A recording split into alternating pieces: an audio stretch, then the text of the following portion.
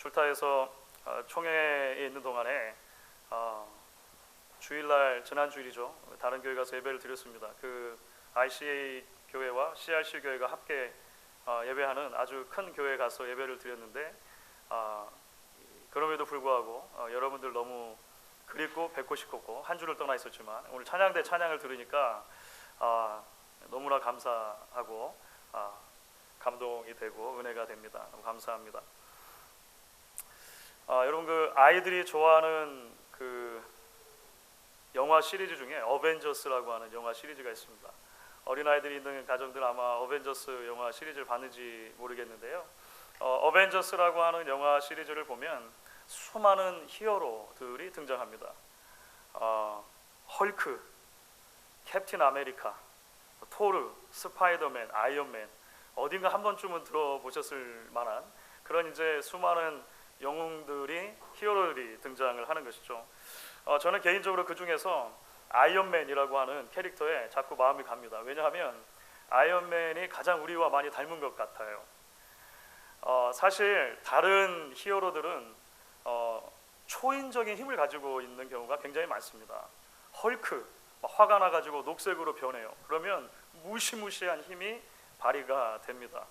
캡틴 아메리카나 스파이더맨도 그 육체적인 능력이 얼마나 뛰어난지 알 수가 없어요. 토르는 망치 들고 다니는 토르 아십니까?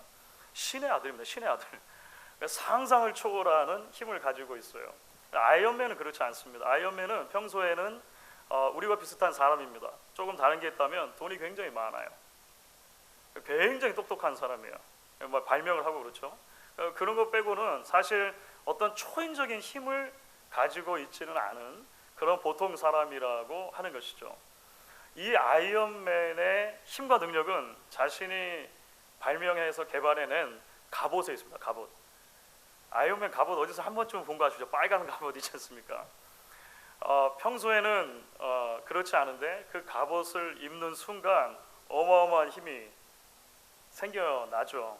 악당들을 물리칠 수 있는 수천 배, 수만 배의 힘을 발휘하는 것입니다.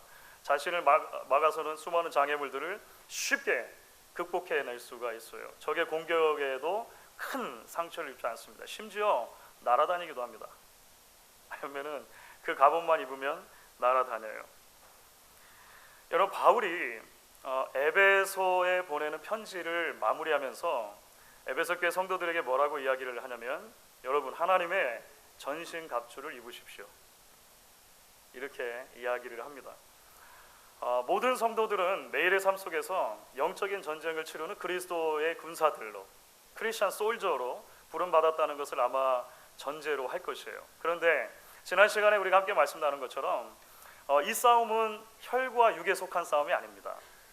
사람을 상대로 싸우는 그런 싸움이 아니라고 하는 것이죠. 바울이 밝혀주는 우리가 싸우는 싸움의 정체는 뭐냐면 영적인 전쟁이라고 하는 것입니다. 날마다 우는 사자처럼 우리를 넘어뜨리려고 하고 우리를 무기력하게 만들려고 하는 사탄과의 싸움이다. 그렇게 바울이 이야기를 했죠. 무한한 하나님 나라의 가치를 따라 사는 것이 아니라 유한하고 제한적인 이 땅의 가치를 따라 자꾸 살도록 만드는 그런 악한 영들과의 싸움이다. 이런 이야기를 해주었습니다. 그런데 문제가 뭐냐면 이 영적인 전쟁은 우리 힘만 가지고 싸울 수 없다는 거예요. 왜냐하면 우리에게는 그러한 싸움을 싸워낼 만한 초인적인 파워가 없기 때문에 그렇습니다. 우리는 그렇게 태어나질 않은 거예요. 그래서 우리에게는 하나님이 주시는 전신 갑주가 필요한 것이죠. 바울이 힘주어서 에베소 교회 성도들에게 두 번이나 여러분 하나님의 전신 갑주를 입으십시오. 이렇게 이야기한 것입니다. 무엇보다도 먼저 바라고 기대하는 것은요, 우리가 이렇게 한 주간을 각자의 삶의 자리에서 살다가 함께 한 공동체로 예배하는 이 시간이 하나님이 주시는 전신 갑주를 받아서 그 힘으로 이 험한 세상을 살아갈 수 있는 귀한 능력의 시간일 수 있기를 간절히 소망합니다. 오늘 우리가 예배하는 이 시간 하나님께서 하늘의 병기고를 열어주셔가지고 우리 모두에게 영적인 싸움을 싸우는데 필요한 그 능력의 전신갑주 있잖아요. 그 전신갑주를 입혀주시기를 간절히 바랍니다. 여러분, 오늘 바울의 말씀을 보시면 바울이 이제 하나님의 전신갑주를 이야기할 때 그 세세한 부분들을 이루는 여러 항목들을 이야기를 해줍니다. 바울은 크게 6가지를 이야기를 하죠. 허리띠가 있습니다. 흉배가 있습니다. 신발이 있고 투구가 있고 방패가 있고 검이 있습니다. 6가지 정도 이야기를 해요. 바울의 이 편지를 읽는 그 당시의 독자들이었다면 거의 대부분은 바울이 말하는 이 전신갑주의 항목들을 쭉 이야기하는 것을 들으면서 얼른 머릿속에 떠올릴 수 있는 그림이 하나 있었을 것입니다. 그 그림은 뭐냐면 당시에 어디에서나 흔하게 볼 수 있는 로마의 군인이었습니다. 로마의 군인. 로마 제국을 팽창하고 통치하는 데 있어서 아주 강력한 도구가 되었던 당시에 이제 로마 군인, 특별히 그 보병은 보통 이런 갑옷을 입고 있었습니다. 그 그림을 보시면 어디선가 한 번쯤 본 것 같으시죠? 어느 영화에서 한 번쯤은. 그러니까 로마군의 그 갑옷은 우리가 흔히 생각하는 그 중세 갑옷하고는 좀 다릅니다. 그러니까 머리끝부터 발끝까지 쇳덩이로 이렇게 무장한 그런 갑옷은 아니고요. 보시는 것처럼 이런 갑옷입니다. 가죽으로 된 허리띠가 있고 정강이까지를 보호할 수 있는 신발이 있고 사각으로 된 방패가 있습니다. 가슴과 상복부를 보호해주는 흉배가 있죠. 투구를 썼습니다. 지금 저 좀 술이 달린 투구는 백부장 정도급 이상이 돼야지 됩니다. 일반 병사들은 저런 뭐 멋진 건 아니었고요. 어쨌든 투구를 썼습니다. 그리고 칼, 그리고 그 외에 여러 이제 병장기들을 가지고 있었던 것이죠. 바울은 당시 사람들이라면 누구나 쉽게 떠올릴 수 있는 로마 군인의 모습, 그리고 그들이 이제 착용하는 갑옷을 예로 들면서 성도들에게 필요한 이제 성령의 전신갑주가 무엇인가 그것을 하나하나 설명을 해주는 것이죠. 그래서 이제 오늘부터 해서 우리가 이 항목 하나하나를 좀 따로 떼서 살펴보려고 하는 것입니다. 하나님께서 이 하나하나를 살펴보는 동안에 우리 각자에게 필요한 영적인 전신갑주가 무엇인지를 좀 더 깊이 이해하고 그것을 하나님 앞에 구하고 붙들게 되는 그런 시간들이 되면 좋겠습니다. 오늘 이제 첫 번째로 우리가 다루기 원하는 부분은 뭐냐면 허리띠입니다. 진리의 허리띠라고 말하는 이 허리띠입니다. 말씀드렸던 것처럼 보통 가죽으로 허리띠를 두르는데 허리 부분과 상복부 정도를 보호해주고, 어디선가 보셨을 것처럼 사실 이렇게 그 앞치마처럼 생겼습니다. 앞부분에 좀 이렇게 가죽으로 된 그 장식들이 달려 있어서 앞치마처럼 생겼어요. 허리띠가 왜 중요할까요? 오늘날은 보통 허리띠의 기능이 그 하의를 그 흘러내리지 않도록 붙들어 매는 기능이나 아니면은 장신구 정도의 기능들이 있습니다. 그래서 이 유행을 타죠. 허리띠가 언젠가 뭐 한때는 예를 들어서 이 허리띠의 바크를 아름답게 크게도 만들고 여러 가지 모양으로 만든다든지 할 수 있고요. 제가 학창 시절 때는 허리띠의 길이를 길게 하는 게 유행이었습니다. 괜히 길게 하는 거예요. 허리만 매면 되는데 무릎까지 허리띠를 치렁치렁. 주목사가 그런 걸 하고 다닐 때 별로 그 상상이 안 되시죠? 요즘에 한국에서 허리띠와 관련돼서 유행이 뭔지 아세요? 저도 들은 이야기인데 허리띠를 안 하는 게 유행이라고 그럽니다. 안 하는 게. 정장을 입어도 몸에 맞는 옷을 그냥 입고 허리띠를 하지 않는 것, 그게 멋있다는 거예요. 그래서 이제 TV에서 그런 사람들이 나오고 사람들이 따라하고 한다는 이야기를 들었습니다. 그런데 여러분, 바울 당시에는 그런 게 아니에요. 바울 당시에는 허리띠라고 하는 것이 특별히 군인들에게 있어서 허리띠라고 하는 것은 해도 되고 안 해도 되는 그런 선택사항이 아니었습니다. 왜냐하면 지금은 옷의 종류가 다양해서 때에 따라서 벨트를 할 수도 있고 안 할 수도 있지만 당시 사람들의 입는 옷의 문화 때문에 그랬습니다. 일반적으로 당시 사람들이 입는 기본적인 옷은 이렇게 생겼습니다. 튜닉이라고 하는 옷이에요. 사진이 나와야 되는데, 튜닉이라고 하는 옷은 그 위에서 아래로 통으로 짠 큰 이 가운 같은 것입니다. 이게 보통 사람들이 입고 다니는 옷이에요. 이게 투닉이라고 했습니다. 원피스 치마 같은 거죠. 더 폭이 넓었습니다. 그러니까 이것은 활동에 대단히 제약이 있었겠죠. 보통 가만히 이렇게 팔을 내리면 발 끝까지 보통 이게 내려오는 길이거든요. 상당히 길거든요. 그래서 어떤 행동을 취하려고 하면 사실은 이 허리를 동여 매야만 액션을 취할 수가 있었습니다. 이런 식으로 말이죠. 사진이 작은데 그러니까 적당한 길이, 내가 만약에 뛰거나 활동적인 일을 하고 싶으면 옷을 적당히 올려가지고 허리를 질끈 동여 매야 그 다음에 무엇인가 활동을 할 수 있는 거예요. 언젠가도 말씀드린 적이 있는 것 같은데 시골에 저희 이제 예전에 보시면 아낙네들께서 예를 들어서 그 밭일을 하러 나가신다든지, 그렇죠, 김장을 담근다든지, 아니면 뭐 물동이를 이고 멀리 물 길러 가신다든지 하면 활동을 해야 되니까 이 한복이 거추장스러우니까 치마를 좀 올려가지고 허리를 질끈 동여 매는 거 많이 보셨을 거예요. 많이 보셨을 거예요. 그 생각하시면 됩니다. 성경에 굉장히 많이 등장하는 이미지 중에 하나가 뭐냐면 성도들에게 액션이 필요하다고 말할 때, 어떤 행동이 필요하다고 말할 때 허리를 동이십시오, 띠를 띠십시오, 이런 표현들 나오죠. 그 이유가 이런 문화 속에서 주어진 것이라고 생각하면 됩니다.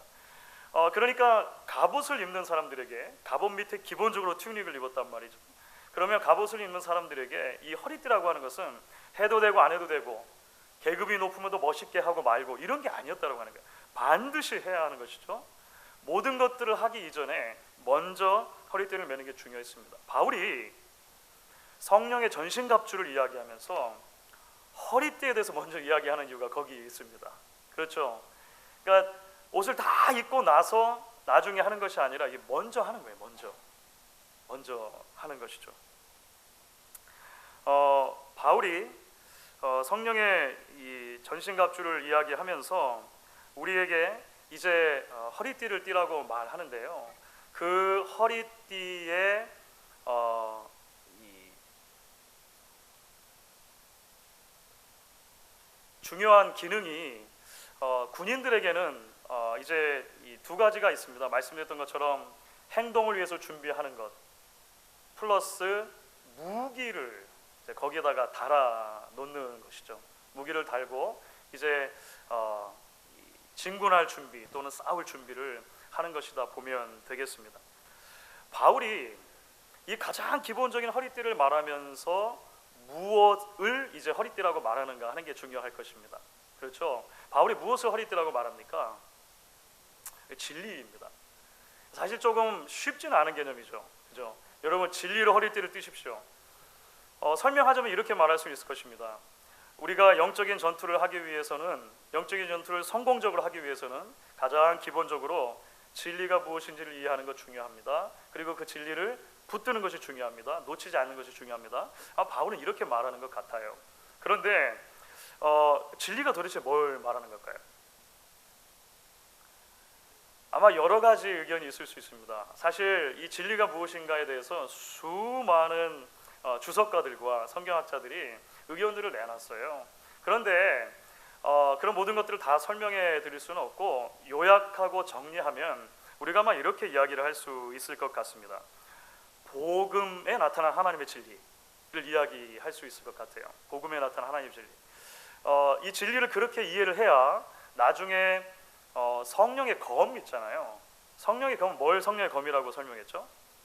하나님의 말씀이라고 설명했거든요. 조금 구분되는 의미로 이해할 수 있을 것 같습니다. 진리는 무엇인가?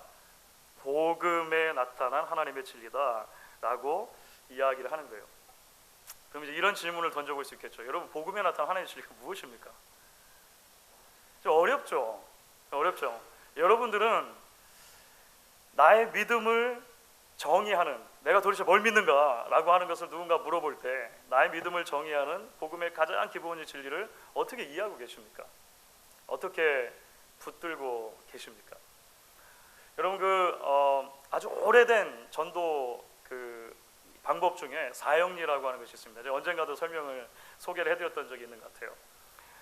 네 가지 영적인 원리라고 하는 측면에서 사형리라고 합니다. 예전에는 대학생 선교회를 중심으로 해서 정말 많은 사람들이 사역일을 통해서 전도했고 또 예수를 믿게 되기도 했고 그랬습니다. 저도 참 많이 훈련을 받았던 것 같아요. 사역일을 가지고 전도도 나가고 그랬습니다. 물론 이제 최근에는 건전한 의미에서 그 약점에 대해서 비판도 있기는 합니다만 여전히 사역리 안에는 복음에 나타난 하나님의 진리가 무엇인가를 이해할 때 아주 기본적인 것들이 담겨져 있다, 이렇게 생각을 합니다. 사역리는 첫 번째 이런 진리로 시작을 해요. 여러분 같이 한번 읽어볼까요? 같이 읽어보겠습니다. 하나님은 당신을 사랑하시고 당신을 위한 놀라운 계획을 가지고 계십니다. 하나님이 자신의 형상대로 사람을 지으셨어요.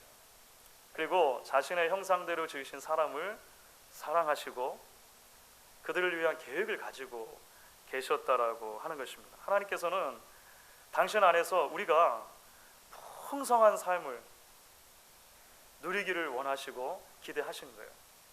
성경이 말하는 하나님의 창조와 관련된 아주 중요한 개념이 되겠죠. 그런데 문제는 뭐냐면 모든 사람들이 다 하나님의 이 풍성함을 누리지 못한다는 데 문제가 있습니다. 그렇죠. 하나님의 계획을 이해하지 못하고 하나님 안에서 풍성한 삶을 살아가지 못해요. 그 이유가 뭘까요? 사역의 두 번째 원리가 설명해 줍니다. 두 번째 원리는 이것입니다. 여러분 같이 한번 읽어보겠습니다. 사람은 죄에 빠져 하나님으로부터 떠나 있습니다. 그러므로 하나님의 사랑과 계획을 알 수 없고 또 그것을 체험할 수 없습니다.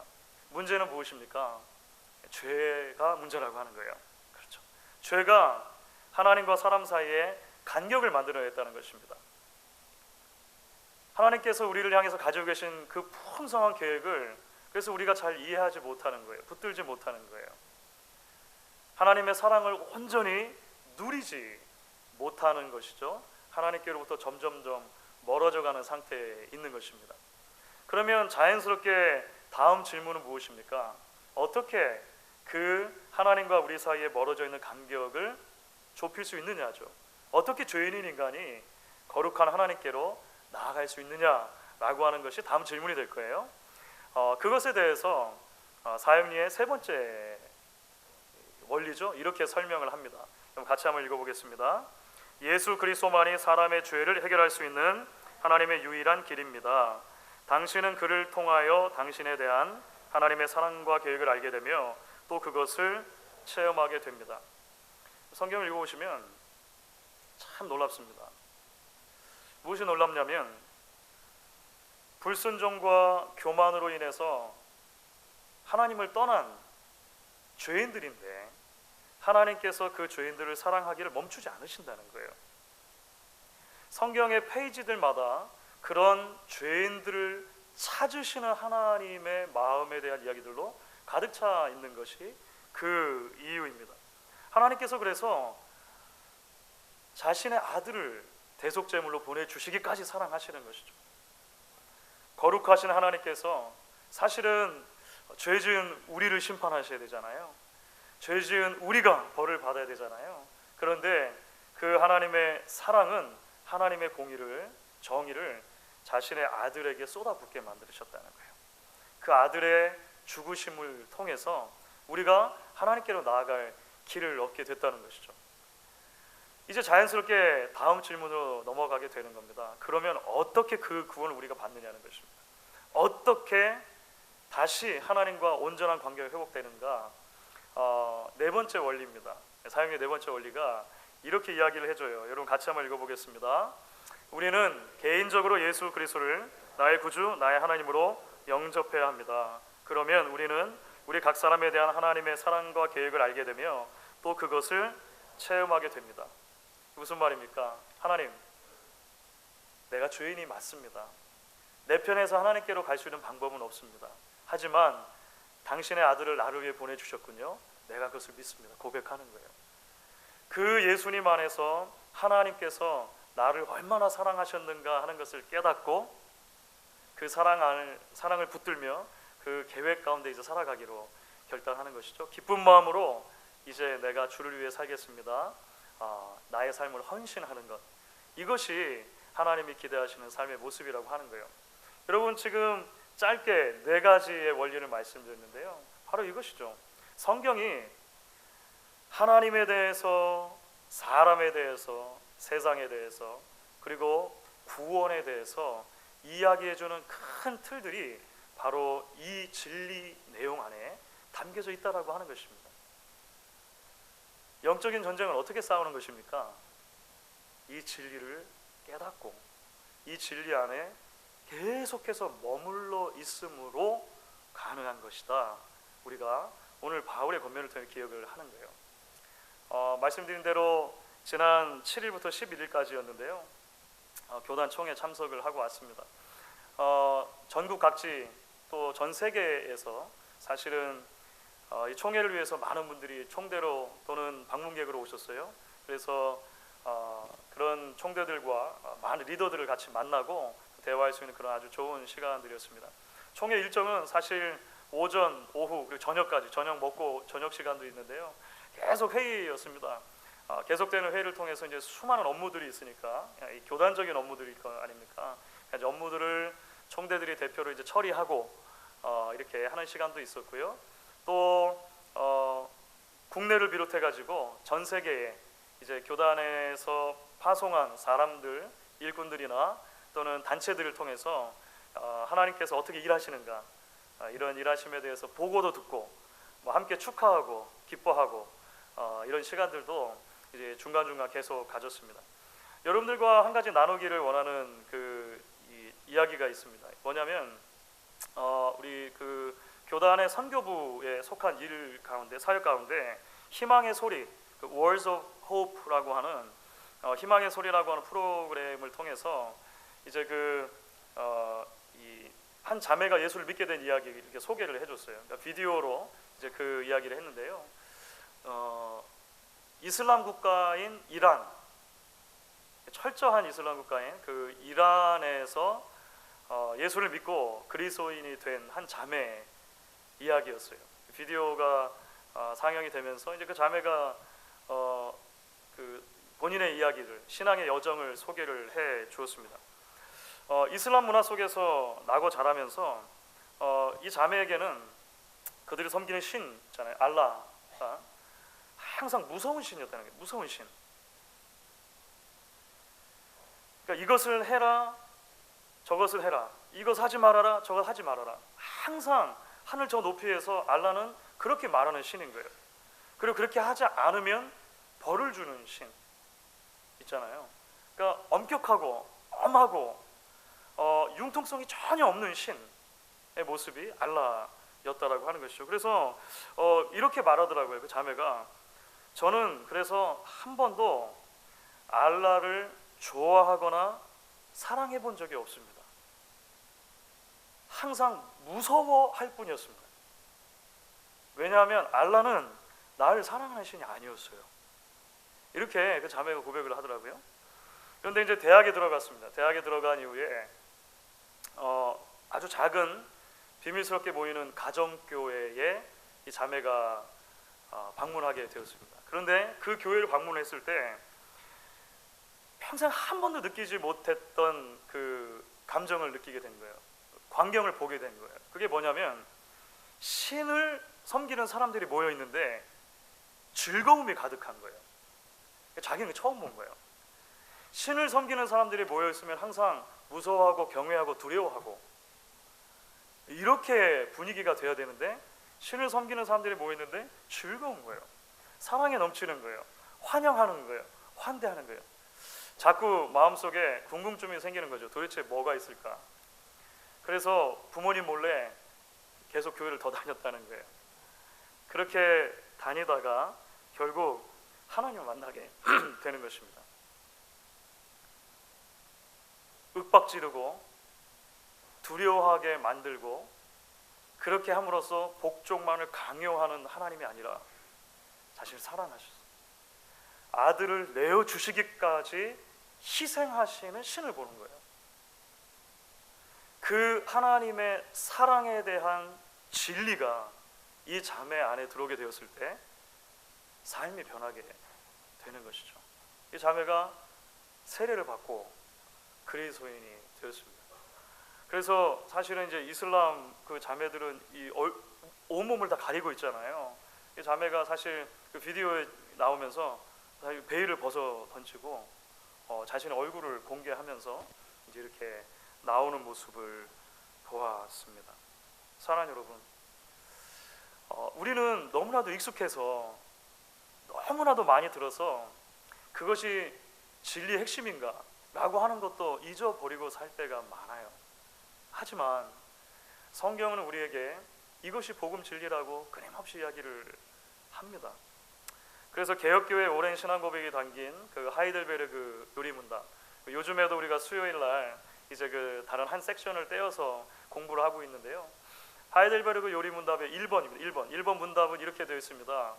살아서나 죽어서나 당신의 유일한 위로는 무엇입니까? 이렇게 질문을 던진 다음에 답을 이렇게 하죠. 살아서나 죽어서나 나는 나의 것이 아니요 몸도 영혼도 나의 신실한 구주 예수 그리스도의 것입니다. 그리스도께서는 그의 보혈로 나의 모든 죄값을 완전히 치르고 나를 마귀의 모든 권세에서 해방하셨습니다. 또한 하늘에 계신 나의 아버지의 뜻이 아니면 머리털 하나도 땅에 떨어지지 않도록 나를 보호하시고 참으로 모든 것이 합력하여 나의 구원을 이루도록 하십니다. 그러므로 그분은 이제 성령으로 나에게 영생을 확신시켜 주시고 이제부터는 마음을 다하여 즐거이 그리고 신속하게 그를 위해 살도록 하십니다. 여러분, 복음 진리에 담겨져 있는 그 위로와 참된 소망이 너무나 따뜻한 언어로 담겨져 있죠. 사탄의 주된 책략과 공격이 무엇입니까? 이 진리를 왜곡하는 것입니다. 그렇겠죠. 사탄은 성경에서 거짓말하는 자, 참소하는 자 이렇게 별명이 붙어 있습니다. 우리에게 자꾸 다가와서 하나님에 대해서, 우리에 대해서, 세상에 대해서 자꾸 거짓말을 합니다.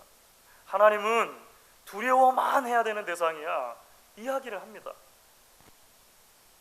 거꾸로 하나님은 사랑만 있어 모든 걸 그냥 다 용서만 해줄 뿐이야 라고 말하기도 할지 모르겠어요.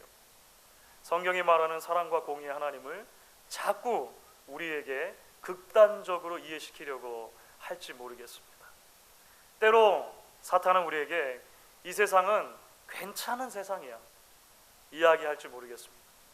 하나님도 섬기고 돈도 섬기는 것 문제 없는 거야 라고 이야기할지 모르겠어요. 때로 사탄은 우리에게 성공은 내 안에 있는 나를 잘 차서 개발하는 거야 이렇게 이야기할지도 몰라요. 하지만 말씀드린 것과 같이 성경의 진리는 우리에게 그렇게 다가오지 않습니다. 하나님이 우리를 하나님의 형상대로 창조하셨지만 우리의 죄가 하나님과 우리 사이에 거리를 내었고 예수를 통해서만 하나님께로 가까이 갈 수 있으며 그 예수 안에서 하나님은 우리에게 모든 풍성한 삶을 끊임없이 약속해 주신다 라고 하는 복된 진리가 말씀 가운데 드러나 있는 것이죠. 사랑하는 여러분, 때로 사탄은 우리의 시선을 진리가 아닌 다른 것에 자꾸 집중하도록 만들지 모르겠습니다. 신앙생활에 있어서 진리를 이해하고 진리를 붙드는 것 이외에 곁가지와 같은 것들에 더 많은 시선을 쏟게 하는 것이죠. 그래서 때로는 우리가 무기력한 그리스도인으로, 혼란스러운 그리스도인으로, 때로는 사소한 것들 때문에 마음 상하고 상처를 주고 받는 사람들로 만들게 될지 모르겠다라고 하는 것이죠. 사랑하는 여러분, 말씀을 정리하도록 하겠습니다. 우리에게 하나님이 주시는 전신갑주가 필요한 이유가 거기 있습니다. 그렇죠. 진리의 허리띠가 필요한 이유가 거기에 있는 것이죠. 날마다 서서 이 놀라운 복음 진리로 허리를 동이고 그 진리를 붙들고 진리 안에 머물러 있기로 결단할 수 있는 저와 여러분, 우리 교회가 될 수 있기를 주의 이름으로 간절히 축원하겠습니다. 여기